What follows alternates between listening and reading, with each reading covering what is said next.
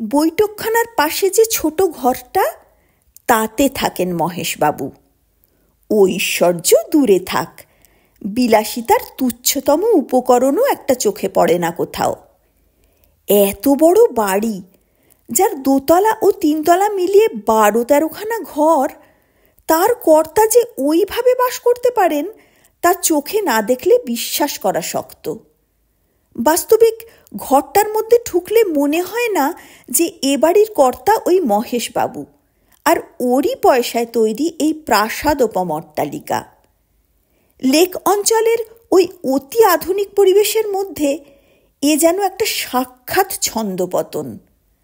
খাটো ধুতির ওপর সাদা ফতুয়া গায়ে ও পায়ে একজোড়া চটি দিয়ে মহেশবাবু একটা হাতল ভাঙা ইজি চেয়ারে দিনের বেশিরভাগ সময় শুয়ে থাকেন, মুখে গড়ার লম্বা নলটা লাগিয়ে, আর চোখে চশমা দিয়ে সংবাদপত্র, ধর্মগ্রন্থ প্রভৃতি পড়েন।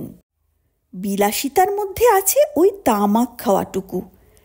চাকরি জীবনের সর্বোচ্চ শিখরে যখন উঠেছিলেন, তখন যে তামাক যে দোকান থেকে কিনে খেতেন, আজও সেই দোকানে সেই তামাক খাওয়ার অভ্যাসটুকু শুধু ছাড়তে পারেননি। যদিও এ নিয়ে স্ত্রী মনোরমার সঙ্গে তার উঠতে বসতে ঠোকাঠুকি লাগে।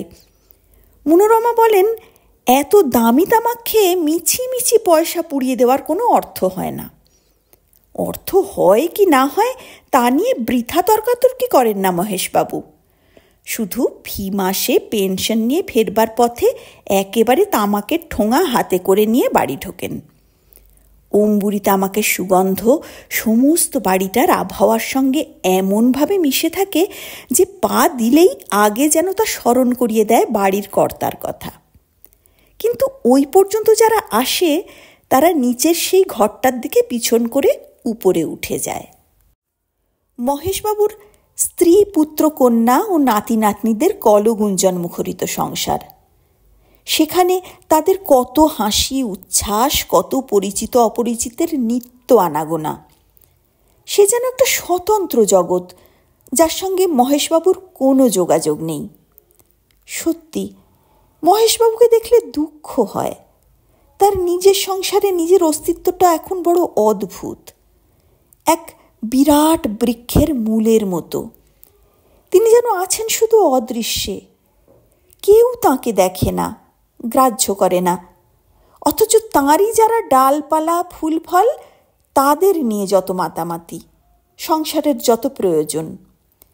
এমনকি স্ত্রী, যার ওপর তার দাবি সবচেয়ে বেশি, তিনিও এখন কেমন করে যেন সবচেয়ে বেশি পর হয়ে গিয়েছেন।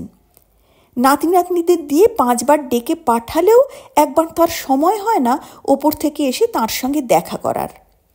হয়তো কখনো কাউকে দিয়ে বলে পাঠান, কি দরকার ঠাকুমা বলে দিতে বলেছেন, এখন তার সময় হবে না আসবার। কি দরকার বলে মহেশবাবু একটু ইতস্তত করে আবার বলেন, না থাক, কোনো দরকার নেই।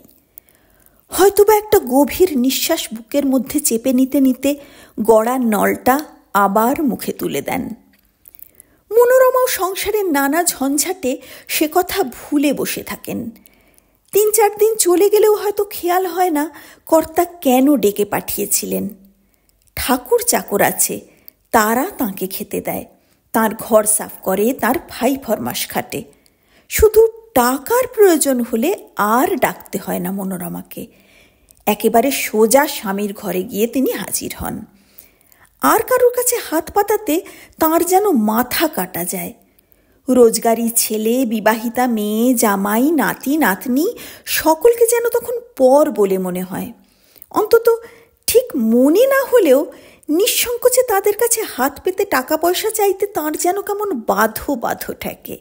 অথচ তিনি অনায়াসে মহেশবাবুর কাছে গিয়ে জুলুম করার ভঙ্গিতে বলেন, দেখি 25টা টাকা শিগগির। কোথায় পাবো এত টাকা? পেনশনের টাকা সব তোমার হাতে এনে দিয়েছি, এর মধ্যে সব খরচা হয়ে গেল বলে মহেশবাবু গড়গড়ার নলটা হাতে টেনে নিতে নিতে তার মুখের দিকে তাকান। রাগত সুরে মনোরমা বলেন, খরচ হয়ে না গেলে কি তোমার কাছে আবার টাকা চাইতে আসতুম? কিন্তু কিসে এত টাকা খরচ করলে শুনি? এই তো গেল মাসে 70টা টাকা দিলুম। বললে মেয়েদের কলেজে যাওয়ার ভালো শাড়ি ছিল না বলে ধার করে কিনেছিলে, এখন কাপড়ওয়ালা তাগাদা করছে। আবার এ মাসে কি? এবার ঝংকার দিয়ে উঠলেন মনোরমা।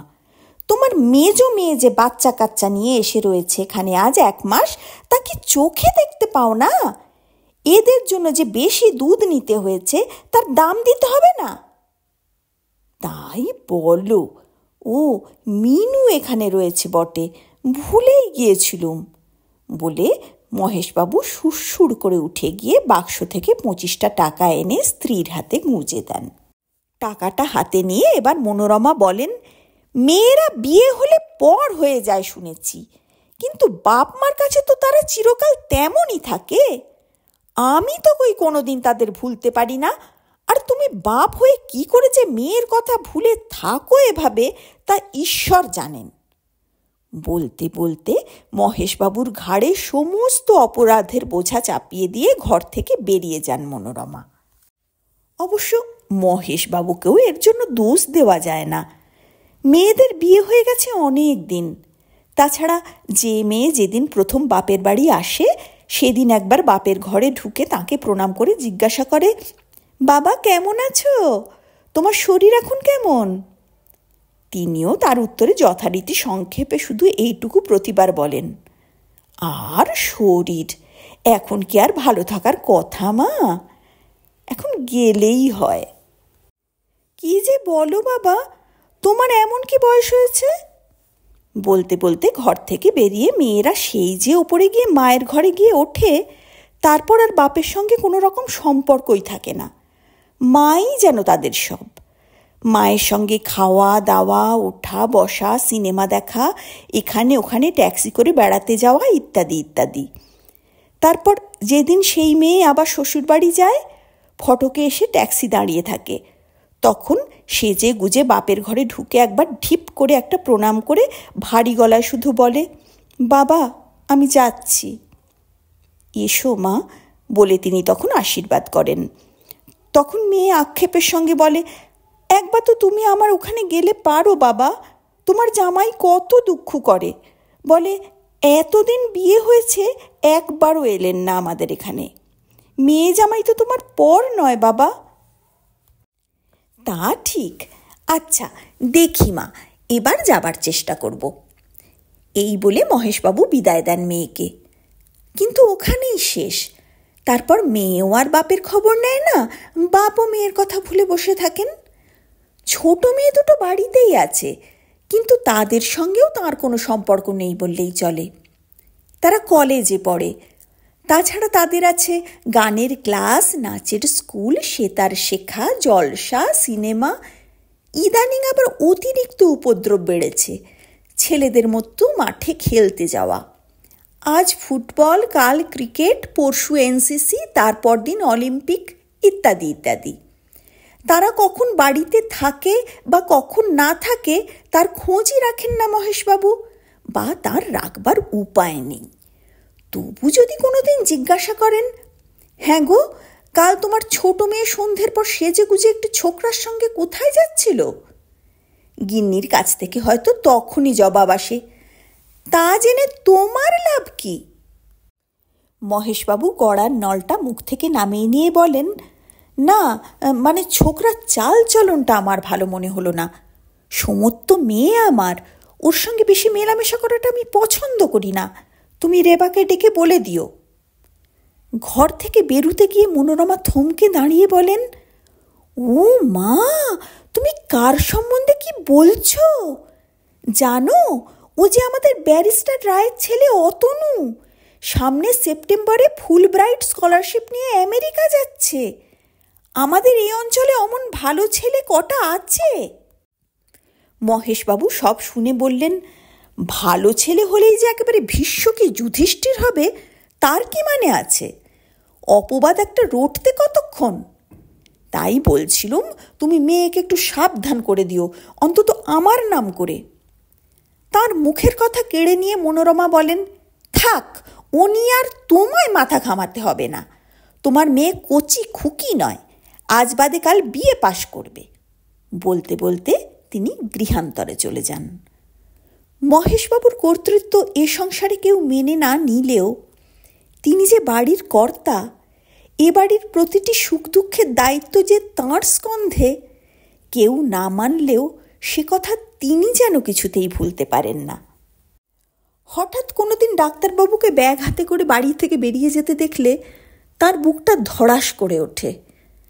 চাকর বাকর বা ছেলেপিলে যাকে সামনে দেখতে পান ডেকে জিজ্ঞেস করেন, এই শোন, কার অসুখ করেছে রে? হয়তো শোনেন মেজ ছেলের বড় মেয়েটার প্যারাটাইফয়েড, কিংবা বড় মেয়ের ছোট ছেলেটার বুকে সর্দি বসেছে। নাতি নাতনির অসুখ শুনে বিচলিত হয়ে পড়েন মহেশবাবু। তখনই মনোরমাকে ডেকে পাঠান। ৩-৪ বার ডেকে পাঠাবার পর হয়তো তাঁর সময় হয়। তিনি একসময় ঘরে ঢুকে বলেন, কি হয়েছে, এত ডাকাডাকি করছো কেন? মহেশবাবু চিন্তিত মুখে বলেন, হ্যাঁ গো, শুনলাম বাবলুর নাকি বুকে সর্দি বসেছে। তাই বলছিলুম কি, হোমিওপ্যাথি না দেখিয়ে ভালো একজন অ্যালোপ্যাথকে দেখালে কেমন হয়? কোন ডাক্তারকে দেখালে ভালো হয় সে তার মা বাপ রয়েছে, তারা বুঝবে। তোমাকে তা নিয়ে কে মাথা ঘামাতে বলেছে তা তো জানি না। তুমি তোমার নিজের চরকায় তেল দাও। বলে মার চেয়ে ব্যথিনী তারে বলি ডান। বলতে বলতে স্বামীর মুখের ওপরে একটা তীক্ষ্ণ কটাক্ষ হেনে ঘর থেকে দ্রুত বেরিয়ে যান মনোরমা। কিন্তু তবু তাঁর ভাবনা যায় না।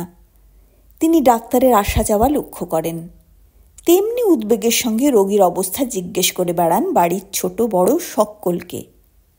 হ্যাঁ রে, কেমন আছে আজ বাবলু?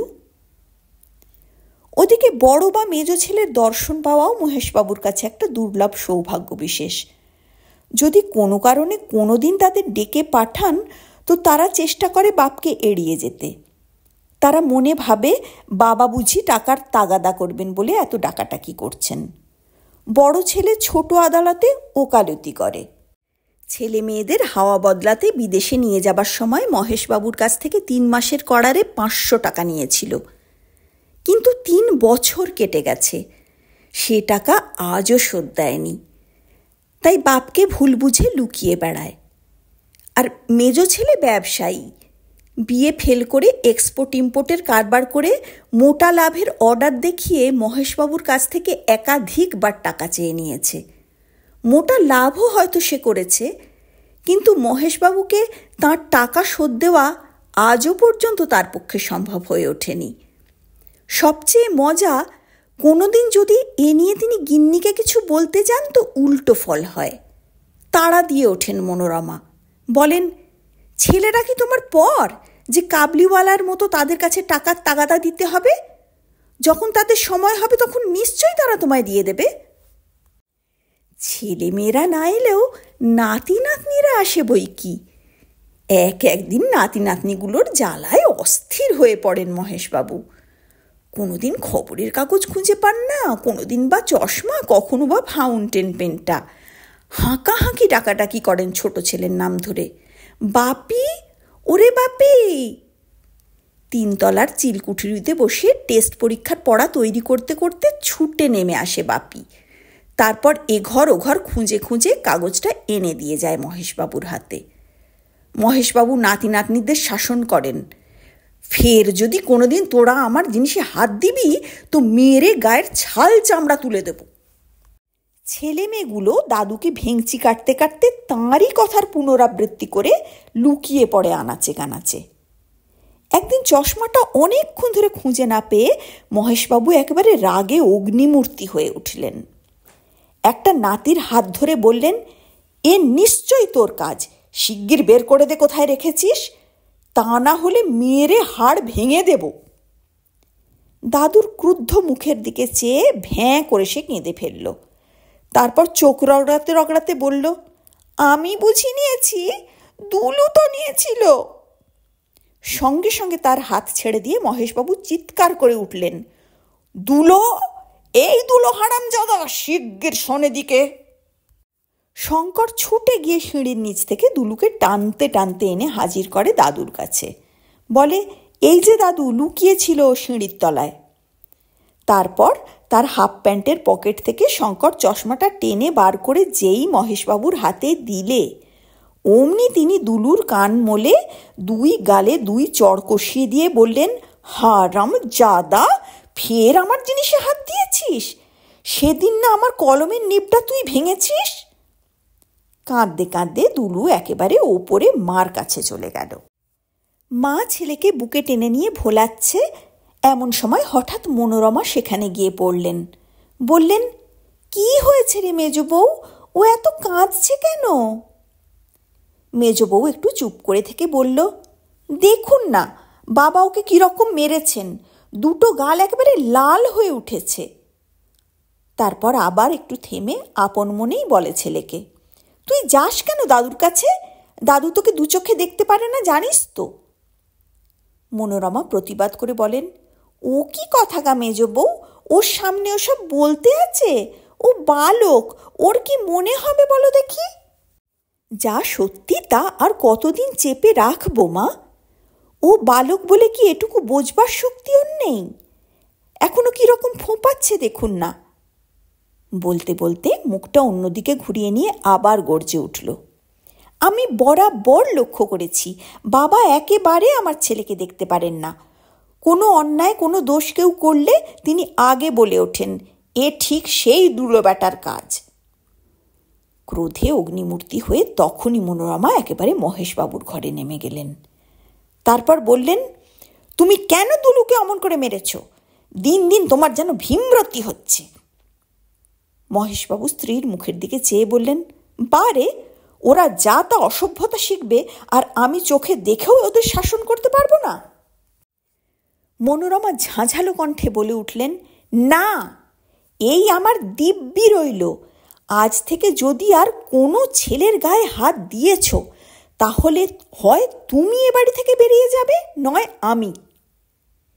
এর ওপর আর কোনো কথা বলতে না পেরে মহেশবাবু শুধু অস্ফুট স্বরে বললেন, বেশ, তোমাদের ভালো হোক মন্দ হোক, কখনো সেদিকে আর আমি ফিরেও তাকাবো না। তবে এর ফল পাবে একদিন, মনে থাকে যেন। সেদিন আমি দেখতে আসবো না, কিন্তু তখন বুড়োটার শাসনের কি মূল্য বুঝবে হাড়ে হাড়ে। মহেশবাবু এরপর থেকে চুপ করেই থাকেন, কোনো কথা কন না। নিজের ইজি চেয়ারটায় বসে গড়গড়ার নলটা মুখে দিয়ে ভুড়ুক ভুড়ুক আওয়াজ তুলতে তুলতে কখনো ঝিমন, কখনো বা খবরের কাগজটা বুকের ওপর দিয়ে নাক ডাকতে থাকেন। নলটা কিন্তু সবসময়ই তার হাতে ধরা থাকে। তার জীবনের ওই বুঝি শেষ সম্বল। সেদিন চাকরটাকে ডেকে ডেকে তার গলা ধরে গেল, ওরে হারা, কোথায় গেলি? তামাকটা দিয়ে যা। হারা, ও হারা। বার আষ্টেক 10 ডেকেও কিন্তু ও তরফের কোনো সাড়া পাওয়া গেল না। এই ব্যাটার গায়েও এ বাড়ির হাওয়া লেগেছে দেখছি বলে আবার একটু পরে তিনি, হারা, ও হারা, তামাক দিয়ে যা বলে বার কতক হাঁক পারলেন। তখনও হারাধনের কাছ থেকে কোনো উত্তর না পেয়ে তুষের আগুনের মতো ভেতরে ভেতরে তিনি জ্বলতে লাগলেন।